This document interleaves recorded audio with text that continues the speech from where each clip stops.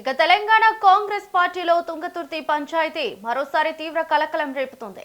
తుంగతుర్తి నియోజకవర్గంలో పర్యటించిన మునుగోడు ఎమ్మెల్యే కోమటిరెడ్డి రాజగోపాల్ రెడ్డి స్థానిక ఎమ్మెల్యే మందుల సామెల్ను ఉద్దేశించి పరోక్షంగా తీవ్ర వ్యాఖ్యలు చేశారు. ఇతర పార్టీల నుంచి వచ్చిన నాయకులు పార్టీలో పెత్తనం చెలాయిస్తున్నారని, మొన్నటి వరకు వేరే పార్టీలో ఉండి ఇప్పుడు కాంగ్రెస్ లోకి వచ్చి ముందు సీట్లలో కూర్చుంటున్నారని ఆరోపించారు. పార్టీ గెలుపు కోసం మొదటి నుంచి పోరాడిన క్యాడర్ వెనుక సీటుకు పరిమితమై అన్యాయానికి గురవుతోందని ఆవేదన వ్యక్తం చేశారు.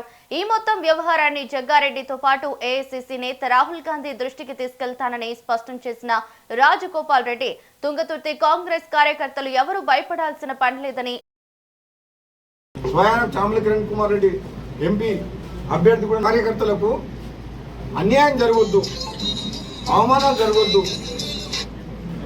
వాళ్ళని కాపాడుకోవాల్సిన బాధ్యత మన ఎమ్మెల్యేగా, ఎంపీగా, ఒక ఎక్స్ఎంపీగా, ఒక సీనియర్ కాంగ్రెస్ లీడర్గా నా మీద కూడా ఉంది, రాష్ట్ర కాంగ్రెస్ పార్టీ నాయకత్వం మీద ఉంది.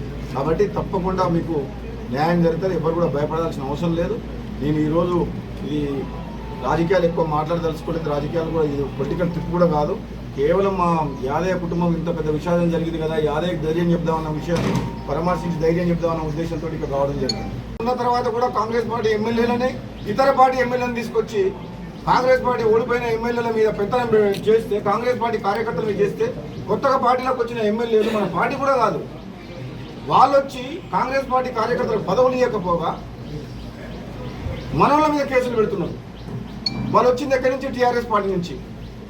కేసీఆర్ చేసిన తప్పే ఈ కాంగ్రెస్ పార్టీ ఇప్పుడు చేస్తుంది. నాకు చేసినంత వరకు అయితే మరి పార్టీ అధిష్టానం ఏ నిర్ణయం తీసుకుంటుందో కానీ, నీకు వస్తామంటే నీకు అధికారం రాకముందుకు రావాలి కానీ అధికారంలోకి వచ్చిన తర్వాత వాళ్ళు ఏంది వచ్చేది, వాళ్ళు వచ్చి మనకు చేసేది ఏముంది? అధికారం కోసమే వస్తారు.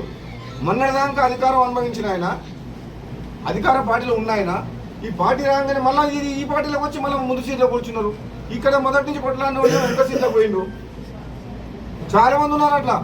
వాళ్ళది ఏం పార్టీ అంటే వాళ్ళకి ఏం పేరు లేదు, పార్టీ పేరు రూలింగ్ పార్టీ. ఏం పార్టీ?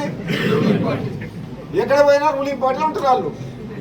మనం తెలంగాణ కోసం కొట్లాడినాము, కాంగ్రెస్ పార్టీ కార్యకర్తలు టీఆర్ఎస్ ప్రభుత్వాన్ని గద్దె దింపినాం, కొట్లాడి ప్రభుత్వాన్ని తీసుకొచ్చినాం, మళ్ళీ ఆ రూలింగ్ పార్టీలో వచ్చి మళ్ళీ కూర్చున్నాం. ఇదైతే విడ్డూరమైంది.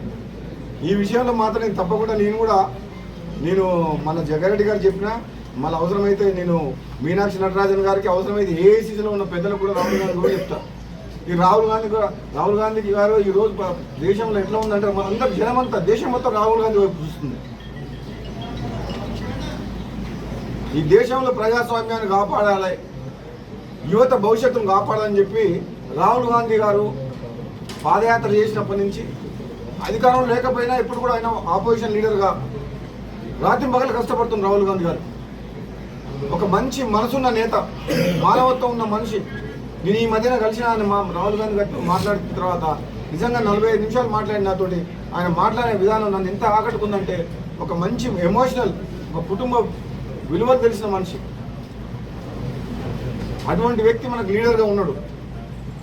అటువంటి వ్యక్తి నాయకత్వంలో, రాహుల్ గాంధీ గారి నాయకత్వంలో మన కాంగ్రెస్ పార్టీ పనిచేస్తున్నాం. కాబట్టి కాంగ్రెస్ పార్టీ కార్యకర్తలు, నిజమైన కార్యకర్తలకు, పార్టీ నమ్ముకొని ఏళ్ల తరబడి ఉన్న కార్యకర్తలకు అన్యాయం జరగకుండా చూడాల్సిన బాధ్యత కాంగ్రెస్ పార్టీ రాష్ట్ర నాయకత్వం మీద ఉంది. తప్పకుండా తుంగతుర్తి నియోజకవర్గంలో కూడా కాంగ్రెస్ పార్టీ కార్యకర్తలు కూడా ఎవ్వరు కూడా భయపడాల్సిన అవసరం లేదు. నేను ఒక మాజీ పార్లమెంట్ సభ్యునిగా మొన్న ఎలక్షన్లో కూడా నన్ను పార్లమెంట్ ఎలక్షన్ల సందర్భంగా నన్ను పార్టీ